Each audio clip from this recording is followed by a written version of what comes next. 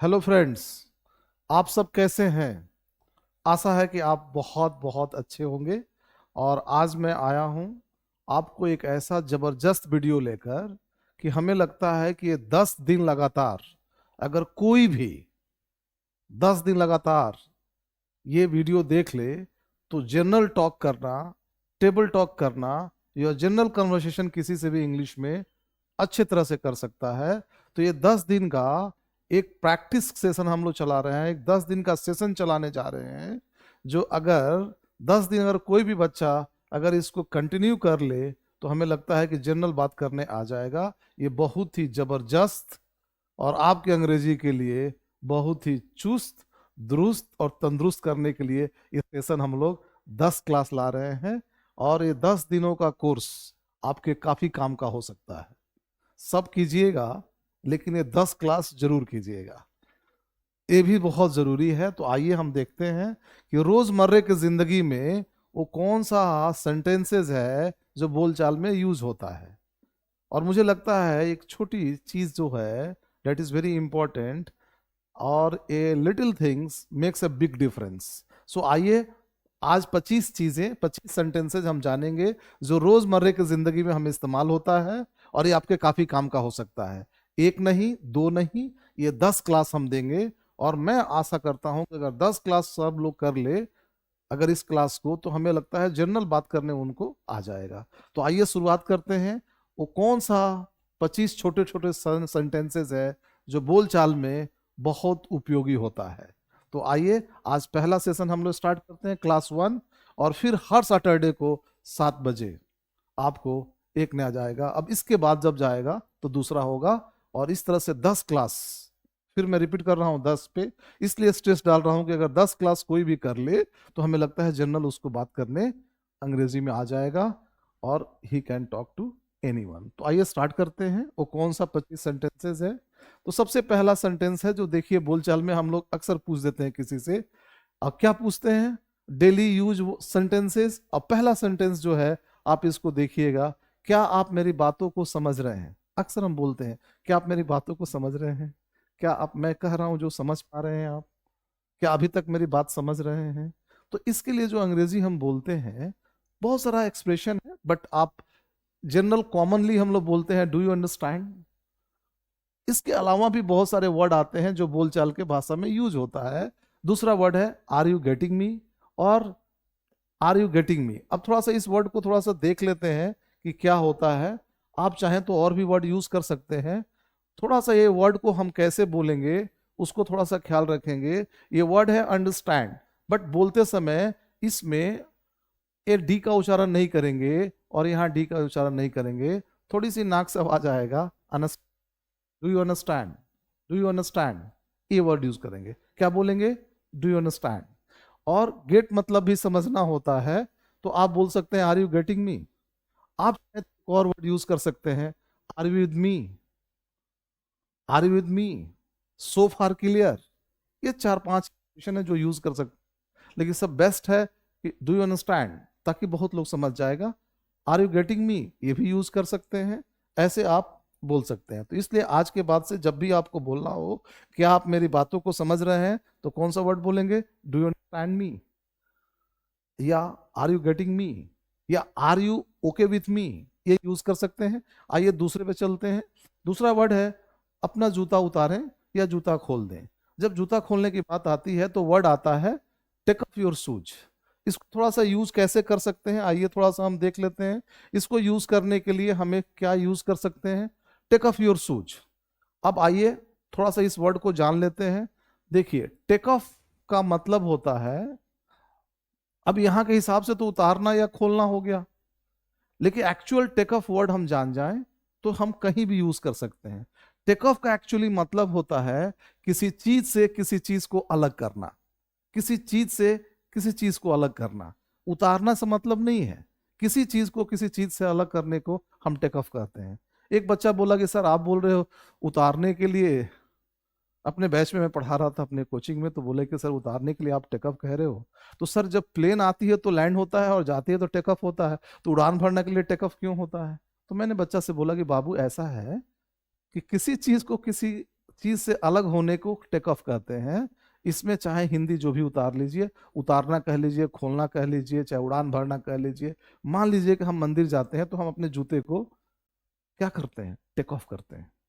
मान लीजिए हमारे सर में एक स्पेक्ट्स होता तो उसको मैं उतारता तो क्या यूज करता, टेक ऑफ। मान लीजिए कोई सामने वाला डॉक्टर है या कंपाउंडर है, मेरे को इंजेक्शन देना चाह रहा है या बीपी लेना चाह रहा है, तो क्या बोलेगा, टेक ऑफ योर शर्ट या टेक ऑफ योर जैकेट। तो टेक ऑफ मैंने कहा हुआ या उतारना हुआ या शॉर्ट खोलें। तो इसलिए टेक ऑफ का मतलब होता है किसी चीज से किसी चीज को अलग करना, अलग होना। जैसे अब प्लेन भी है तो आप गौर से देखिएगा तो धरती से क्या होता है, अलग होता है। इसीलिए हम टेक ऑफ कहते हैं। हिंदी भले वहां उड़ान भरना हो जाए, रवाना होना हो जाए, या जो लगा लीजिए, चाहे जो जैकेट उतारना हो जाए तो टेक ऑफ हो जाएगा। अब इसमें थोड़ा सा एक चीज और देखना है, टेक के साथ यहां आप योर शूज लगा सकते हैं और यहां बाद में ऑफ लगा सकते हैं, अन्यथा आप जो पहले ऑफ इधर लगा सकते हैं, जो टेक ऑफ योर शूज या टेक योर शूज ऑफ। ये तीन चीज का इस्तेमाल कर सकते हैं। तो उतारना कह लीजिए, खोलना कह लीजिए, प्लेन को रवाना होना बोल दीजिए, अच्छा है उड़ान भरना बोल दीजिए, बस मतलब एक ही होगा कि टेक ऑफ का मतलब किसी चीज का अलग होना। आइए तीसरा वर्ड पर देखते हैं। ये अक्सर बोलने में आता है, क्या आप डर रहे हो, क्या आपको डर लगता है, क्या आप डर रहे हो। अक्सर हम लोग कहीं ना कहीं बोल देते हैं कि क्या आप डर रहे हो, क्या आपको डर लगता है, क्या आप डरे हुए हो। तो जब डर वर्ड आता है तो हमारे मन में एक वर्ड आता है फियर, लेकिन सबसे सुंदर वर्ड है स्केयर्ड। ये एडजेक्टिव है पार्ट्स ऑफ स्पीच में। आप चाहें तो इसके लिए अफ्रेड लगा सकते हैं। ध्यान रखिएगा, अफ्रेड, अफ्रेड, अफ्रेड हो गया, स्केयर्ड हो गया। तो क्या आप डर रहे हो, तो आपको क्या करना है, आर को पहले कर देना है, यू कर कर स्केयर्ड लगा देना है। Are you scared. अब इसका एक टुकड़ी हिंदी हुआ, क्या आप डर रहे हो, क्या आप डरते हो, क्या आपको डर लग रहा है, क्या आपको डरे हुए हो, क्या आप सहमे हुए हो, क्या आपको डर लग रहा है। सारा वर्ड होगा। आपको केवल एक ही वर्ड लगाना है, स्केयर्ड। आप चाहें तो अफ्रेड भी लगा सकते हैं। तो आर यू स्केयर्ड ऑफ। लेकिन ध्यान रहे, जब आगे बढ़ना है तो इसके साथ हमको ऑफ लगाना है। जैसे अगर आपको बोलना हो क्या आप मेरे से डरते हो, आपने बोला मेरे से क्या आप डरते हो, तो are you scared of me, ये वर्ड लगाना है। मैं आपसे नहीं डरता हूं, निगेटिव आप बना लेंगे, मैं जानता हूं आप बहादुर लोग हैं, I am not scared of. वही बोलना हो कि मैं आपसे नहीं डरता हूं, तो फिर आगे बढ़ना है तो ऑफ के साथ लगाएंगे और यूज करेंगे। नेक्स्ट वर्ड है, आगे देखते हैं बाबू। तीसरा जो चीज है, वह अंग्रेजी में बहुत ही अच्छी तरह से, वह अंग्रेजी बहुत ही अच्छी तरह से जानती है। देखिए किसी चीज में कोई एक्सपर्ट होता है ना, बहुत माहिर होता है, उसमें वो महारत हासिल किया रहता है, तो उसके लिए जो एक वर्ड यूज होता है जो जनरली हम लोग बोलचाल में यूज करते हैं, आप भी यूज कर सकते हैं, कोई दिक्कत नहीं है, एट होम इन। एट होम इन मतलब होता है एक्सपर्ट। एक होता है अनाड़ी, उसमें एकदम मैंने उसको कुछ नहीं आता है, उसके लिए अंग्रेजी होता है at, at at at at. अब सोचिए थोड़ा सा। बताऊंगा मैं आपको। तो अगर अब बोलना है कि वह बहुत ही अच्छी तरह से अंग्रेजी जानती है, तो अंग्रेजी होगा शी इज एट होम इन। किस चीज में, इंग्लिश में, तो इंग्लिश हो जाएगा। अगर यहाँ चाहे को खाना बनाने में बहुत एक्सपर्ट है तो कुकिंग कर लीजिए, कुछ झूठ बोलने में बहुत माहिर होते हैं तो लाइंग कर लीजिए। यानी अकॉर्डिंगली रिक्वायर्ड आप यूज कर सकते हैं। आइए देखते हैं क्या होता है। अब देखिए वहां क्या लिखा हुआ है, she is at home in English. इस तरह का सेंटेंस, छोटी छोटी सेंटेंसेस, छोटी छोटी चीजें बहुत मायने रखता है। If you want to move a mountain, start carrying a small stone, one day whole mountain will move. तो छोटी छोटी चीजें सीखकर हम आपको आगे बढ़ा सकते हैं। वह खाना बनाने में अनाड़ी है, जैसे मैं बोल कर आया कि एट होम इन मन होता है एक्सपर्ट, जो बहुत अच्छा जानता हो। अनाड़ी का होगा एट सी इन। तो अब दो बातें देख लीजिएगा, एट होम इन मतलब एक्सपर्ट, एकदम अनाड़ी हो, जो खाना बना दे तो खाने लायक नहीं रह जाए, तो होगा एट सी इन। तो एट सी इन मतलब होता है खाना बनाने में अनाड़ी है, या कोई भी चीज कुकिंग लगा दे, कुछ भी लगा दे, अब बोलने में बहुत एक्सपर्ट है, तो he is at home in speaking. छठवां वर्ड आता है मंदबुद्धि।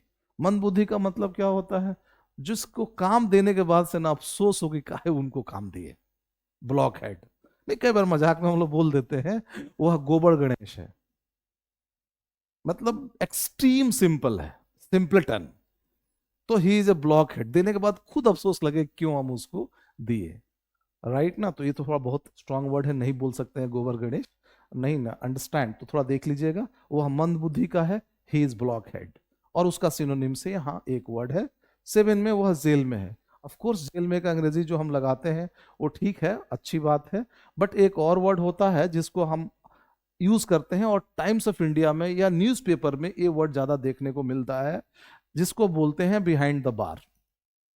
बिहाइंड द बार यानी सलाखों के पीछे। ही इज बिहाइंड द बार, वह सलाखों के पीछे है। ही इज बिहाइंड द बार मतलब वह जेल में है, सलाखों के पीछे है। और बोल सकते हैं ऐसे बहुत सारे वर्ड आ सकते हैं। अदरवाइज आप तो ये तो जानते ही हैं, he is in the jail, वह जेल में है। बट ये वर्ड यूज कर सकते हैं, एक नया वर्ड है, that is very important and you can understand. Next अगला वर्ड है, थोड़ा देख लें, 8वां। He is behind the bar मैंने बोल चुका हूं।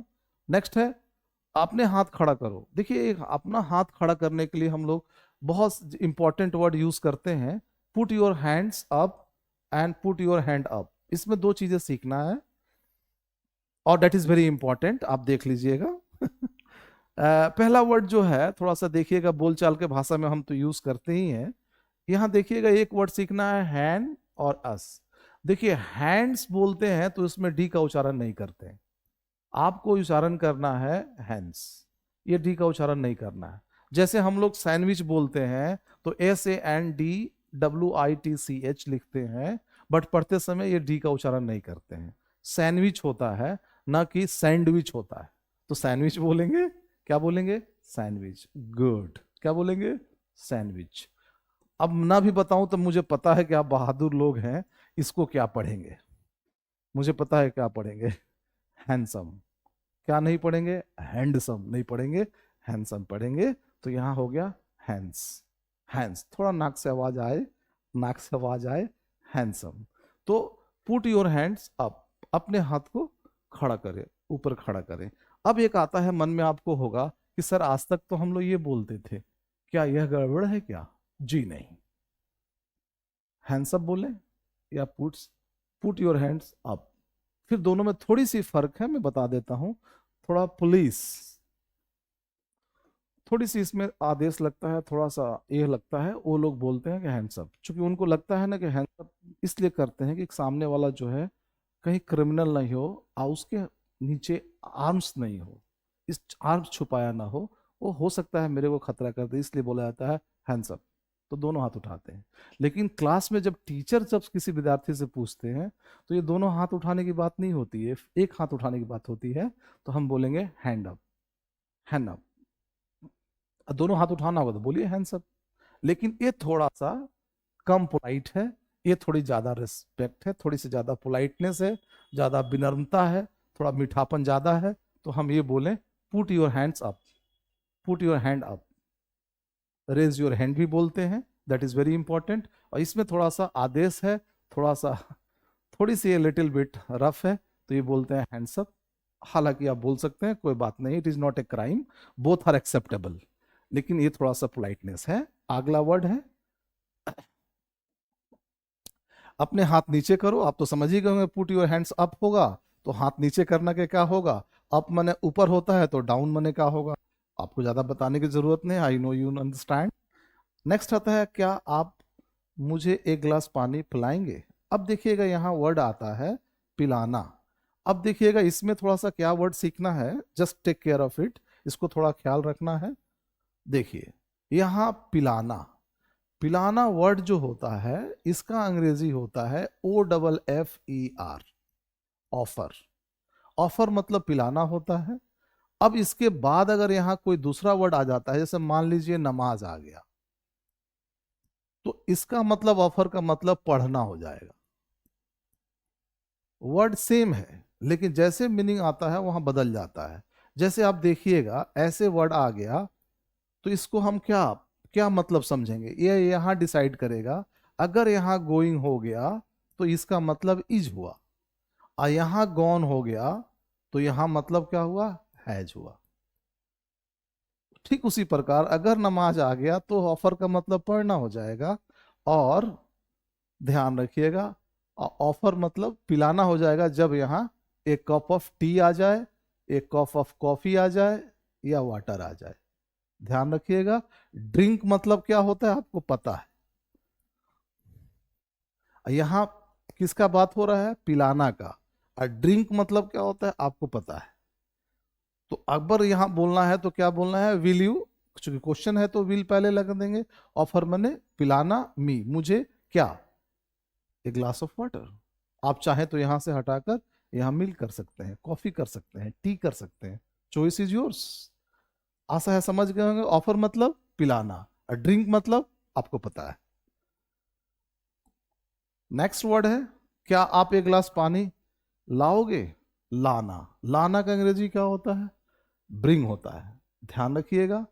तो will you bring a glass of water, will you bring a glass of water please. तो आप रिक्वेस्ट करते हैं, थोड़ा प्लीज भी डाल देंगे तो और अच्छा लगेगा, दाल में घी का काम करेगा। एक और वर्ड है, कृपया मेरे लिए एक गिलास पानी लाओ। लाओ, तो देखिएगा थोड़ा सा इसमें भी थोड़ा सा मैजिक है। पानी लाना के लिए, मेरे लिए, तो बहुत जगह जाकर लाने के लिए ना एक गेट का यूज होता है, याद रखिएगा, जिसका मतलब गो एंड फेच, जाना और लाना, इस सेंस में भी इसका यूज किया जाता है। तो can you get me a glass of water. कई बार कोई गेस्ट बैठे रहते हैं तो हम लोग कहते हैं कि प्लीज ले मी gate A cup of coffee for you, यानी मेरे लिए, मेरे को एक ग्लास कॉफी, एक कप कॉफी आपके लिए मुझे लाने दीजिए। तो ले मी gate a glass of water, एक कप ऑफ कॉफी, एक कप ऑफ टी, यानी गेट का मतलब गो भी और फेच भी होता है। तो इससे भी यूज हम लोग कर सकते हैं। आइए देखते हैं, please get me a glass of water. Understand, कृपया मेरे लिए एक गिलास पानी लाओ, मतलब आप जाओ और लेकर मेरे लिए पानी आओ, इस सेंस में यूज होता है। रुको, रुको, क्या बोलना है, रुको, मैं आपके लिए एक गिलास पानी देती हूं या पानी लाती हूं, जो चाहे आप यूज कर सकते हैं। फिर वो गेट वाली बात आपको याद है कि सेंस पे, इंग्लिश तो सेंस पे बोला जाता है, तो सेंस के अनुसार देखिए, जस्ट वेट, ले मी गेट यू, आपके लिए एक ग्लास ऑफ वाटर, मुझे जाकर लाने दीजिए आपके लिए क्या, एक गिलास पानी। अब एक ग्लास ऑफ वाटर हो जाएगा, मिल्क हो जाएगा, जो चाहे आप यूज कर सकते हैं। नेक्स्ट, 100 रुपया के छुट्टे दो। जब हम किसी से छुट्टा मांगते हैं तो ये जनरली थोड़ा सा देखिएगा, क्या इसमें थोड़ा सा एक दिक्कत है। जब अक्सर हम लोग इसके लिए हम बोलते हैं लूज, लेकिन जनरली हम लोग क्या बोलते हैं कि थोड़ा 100 रुपया का चेंज दीजिएगा। मान लीजिए मेरे पॉकेट में एक 100 रुपया का नोट हो और मैं आपको दे रहा हूं और कह रहा हूं थोड़ा सा इसको चेंज कर दीजिए, तो हो सकता है वो नोट फटा हुआ है। फटा हुआ है तो बदल कर दूसरा देने के लिए चेंज कहा जाता है, बदल दीजिए। हम बदलने की बात नहीं कह रहे हैं। 100 रुपया लीजिए और इसके बदले में 50, 20, 10 का नोट दीजिए, हमें किसी को देना है 10-20 रुपया, इसलिए हमें यूज क्या करना है, लूज। लूज जो है पार्ट्स ऑफ स्पीच में एडजेक्टिव है, जिसका मतलब नॉट टाइट होता है, जिसको हम लोग हिंदी में ढीला बोलते हैं। उदाहरण के लिए मैं कह रहा हूं कि माई पैंट इज लूज, यानी मेरा पैंट जो है लूज है, ढीला है। कई लोग देखते हैं लूज टॉक करते हैं, हल्की बातें करते हैं, अच्छा नहीं लगता है। अब कई लोग उनके दोस्त कह भी देते हैं कि आप इतने बड़े इंजीनियर हैं, डॉक्टर हैं, इतनी लूज टॉक आप क्यों करते हैं। तो लूज मतलब, ध्यान रखिएगा, ढीला भी होता है।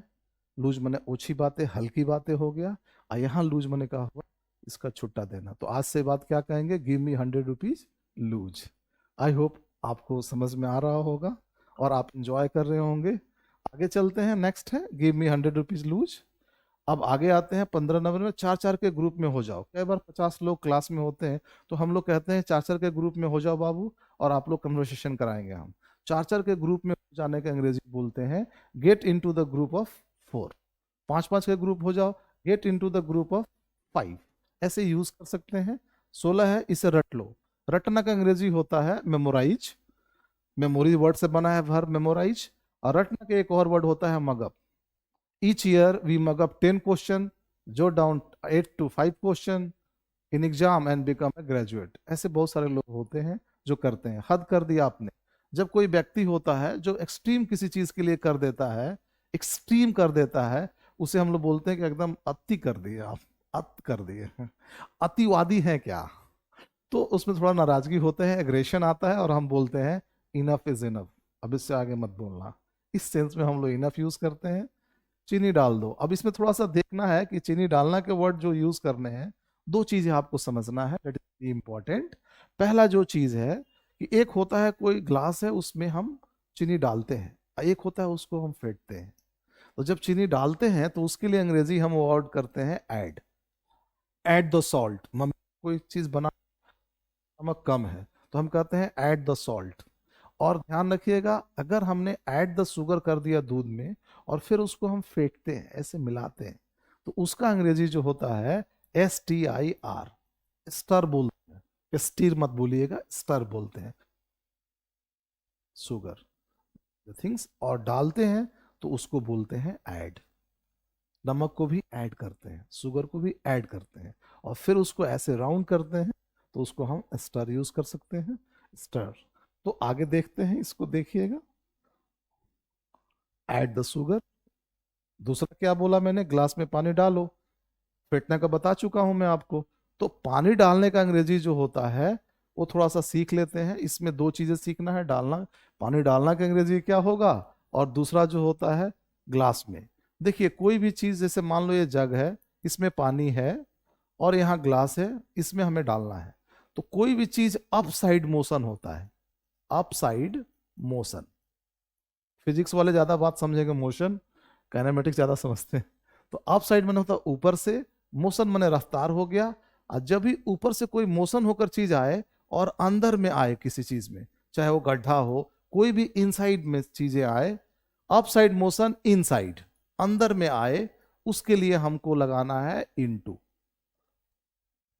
जैसे कोई बंदा गिरा और गड्ढे में गिरा, तो गिरा तो क्या हुआ, अपसाइड मोशन तो आ रहा है, लेकिन गिर कहाँ रहा है, गड्ढा में। तो उसके लिए मे का अंग्रेजी हम क्या लगाएंगे, इनटू। और देखिएगा डालना या ढारना जो आप कह सकते हैं, उसके लिए हम वर्ड यूज करते हैं पोर। तो डालना क्या है भाई, पानी डालना है, तो पोर द वाटर। कहाँ डालना है, ऊपर से नीचे डालेंगे ना, तो यहां हो गया, आधा ग्लास हो गया। तो आशा है समझ गए होंगे यहाँ क्या होगा, यहाँ हो जाएगा इनटू। हो सकता है वाटर हटा दीजिए, यहां मिल्क डाल दीजिए, pour the milk into the glass, ऐसे हम यूज कर सकते हैं। तो ग्लास में पानी डालो, अब आज के बाद से क्या बोलेंगे, pour the water into the glass, pour the juice into the glass, pour the क्या, इनटू द, जो चीज है डाल सकते हैं, यहां यूज कर सकते हैं। आगे देखिएगा, चीनी मिला दो, मैंने बोला था स्टर, देखिए स्टर द शुगर हो गया। इस तरह के चीजों को हम स्टर बोलते हैं। नेक्स्ट, संक्षेप में बोलिए। यहां भी थोड़ा सा एक वर्ड सीख लेते हैं जल्दी से फटाफट, दैट इज वेरी इंपॉर्टेंट। देखिए प्लेस के अनुसार, मैंने बोला ना अंग्रेजी जो होता है सेंस के अनुसार बोला जाता है। English is not taught, it is caught. क्या, English is not taught, it is caught. देखिएगा इसमें एक वर्ड है कट। कट का मतलब क्या होता है, ये वर्ब है, और ये प्लेस के अनुसार हम मतलब समझेंगे। जैसे मेरी बेटी जब बहुत छोटी थी तो पूछी पापा इसका मतलब क्या हुआ, तो मैंने अभी थोड़ा देर पहले आपको बता कर आया, गोइंग होगा और गॉन होगा, तो इसके अनुसार गोइंग होगा तो इज, और गॉन होगा तो हैज लगेगा। फिर पूछी पापा ये बताइए इसका मतलब क्या होगा, मैंने बोला बेटा अगर यहाँ गो होगा तो यहाँ उड होगा, और यहाँ गॉन होगा तो यहाँ मतलब हैड होगा। तो मेरा कहने का मतलब, कट का मतलब डिपेंड करता है कि यहाँ क्या है। अगर आ जाएगा यहाँ कट ए जोक, तो इसका मतलब होगा सुनाना। किस चीज का मतलब, कट का मतलब सुनाना। जोक मैंने तो आप जानते ही हैं चुटकुला होता है। तो I am going to cut a joke मतलब कहो मैं एक चुटकुला सुनाने जा रहा हूं। अगर आ जाए कट इन ब्रीफ, टाइम थोड़ा सा कम है, बहुत लोग बोलने वाले हैं, तो हम कहते हैं कि सर आप आइए और 2 मिनट बोलिए, एंड आशा करता हूं कि सर विल कट इन जो ब्रीफ, कट इन शॉर्ट। तो शॉर्ट मने हुआ ब्रीफ, यानी संक्षेप में बोलिए। तो कट मने यहां जब कट इन शॉर्ट हो गया, तो ये कट का मतलब यहाँ क्या हो गया, बोलना हो गया। तो कट मने बोलना हो गया, संक्षेप में बोलिए। यानी आज के बाद से कट मने क्या हुआ, सुनाना होता है, कट का मतलब बोलना होता है। वो प्लेस तय करेगा, और भी मतलब होता है अगले वीडियो में बताएंगे हम। नेक्स्ट वर्ड आता है बाबू, ध्यान रखिएगा, कट इन शॉर्ट। आ गया, मैंने बोला। नेक्स्ट वर्ड देखिए, मेरी बात को मानिए। देखिए इसमें थोड़ा सा सीखना क्या है, मेरी बात को मानिए। मेरा बात को मानिए इन द सेंस क्या होता है, आप देख लीजिएगा, कोई बात आप किसी से कह रहे हैं, राइट ना, और आप कहना चाह रहे हैं कि मेरी बातों में ये उसको मानिए, तो हम वर्ड लगा देते हैं बिलीव, और यहां मी। तो बिलीव मी का मतलब हुआ कि जो बात हम पहले कह कर आए हैं उस पे भरोसा कीजिए, मेरी बातों पे। या आप बिलीव मी लगाकर कोई बात कहने जा रहे हैं, तो जो बात मैं बात कहने वाला हूं वो बात सच्चाई है, 100% उसमें सच्चाई है, उसको मानिए, तब हम बोलेंगे बिलीव मी। लेकिन ये बिलीव के साथ अगर हमने इन लगा दिया तो इसका मतलब हुआ मैं किसी में श्रद्धा रखता हूं, आस्था रखता हूं। आई बिलीव इन गॉड, मैं भगवान में आस्था रखता हूं। अब यहां कह दें बिलीव इन मी, तो आप मेरे में आस्था रखिए, भगवान में मत रखिए। यहां बिलीव मी का मतलब मैं जो बात कह रहा हूं उस पर भरोसा कीजिए। इन लग गया तो फिर उसका मतलब आस्था और श्रद्धा रखना होगा। आशा है आप समझ गए होंगे आज के बाद से क्या यूज करना है, बिलीव मी। कोई ऐसा बात कहने जा रहे हैं जो आप कहना चाह रहे हैं कि जो मैं कह रहा हूं वो बात 100% सही है, तो आप बोलेंगे बिलीव मी। आइए देखते हैं। देखिए बिलीव मी हो गया। अब आगे जो कहना है कह लीजिए, या पहले कह कर आए हैं तो बिलीव मी बाद में लगा लीजिए। अगला वर्ड है मैं क्या करूं। तो मैं क्या करूं के लिए अंग्रेजी क्या होगा, व्हाट शुड आई डू। इसमें भी थोड़ा चीजें सीख लेना है। कोई भी यहाँ मॉडल वर्ब्स लगा देंगे, इसका मतलब ये हो जाएगा। कैसे, अगर यहां से शुड लगाया है, ये लगा सकते हैं, ये भी लगा सकते हैं। What can I do, what may I do, what should I do, ये सारे वर्ड लगा सकते हैं। That is very important. 24 में लिख लेते हैं, इसे लिख लीजिए। तो नोट इट डाउन बोल सकते हैं। एक जल्दी से लिखने के लिए वर्ड आता है जिसको बोलते हैं जो डाउन।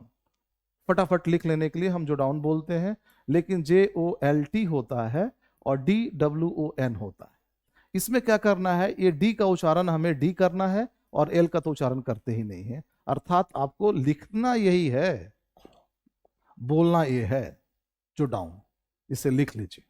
नोट डाउन तो हम बोलते ही थे, पेन डाउन भी बोल सकते हैं, ये यूज कर सकते हैं। और लास्ट देखिए, जो डाउन हो गया और लास्ट मुझे लगता है। याद रखिएगा, इसमें भी थोड़ा सा एक चीज सीखना है। तो मुझे लगता है का अंग्रेजी क्या होगा, तो देखिएगा आई थिंक होगा। ये कब बोलते हैं, जब कोई ओपिनियन देते हैं तब ये यूज करते हैं। ध्यान रखिएगा, आई थिंक का मतलब जब ओपिनियन देना हो तो आई थिंक, मुझे लगता है। मुझे लगता है नीतीश कुमार एक अच्छे मुख्यमंत्री हैं, तो I think Nitish Kumar is a good CM। मुझे लगता है Modi is a good PM। तो आप ऐसे यूज कर सकते हैं आई थिंक।